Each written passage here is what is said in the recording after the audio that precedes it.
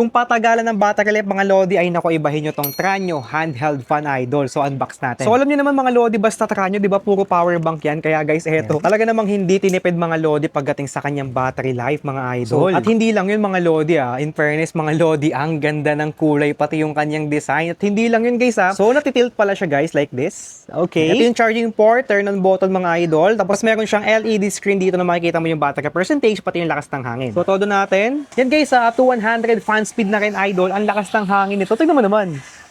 Di ba? Pero ang isa talaga sa pinaka nagustuhan ko dito mga Lodi, meron siyang 5,000 mAh battery life guys na kaya tumagal ng 13 to 15 hours. Di ba? So, perfect to mga Lodi kung ayaw mo na ayaw mo na talaga mag-bitbit at gusto mo mahanginan mga Lodi. Sabit mo lang ng ganito and then tilt mo siya. Yan. Okay? So nakatutok na siya sa mukha mo idol tapos hindi mo pa siya hawakan. Magagawa mo pa yung mga bagay na gusto mong gawin. So let's hustle na rin siya. Matagal malobat, maganda yung design. So ito naman yung color block niya guys. Ganda rin.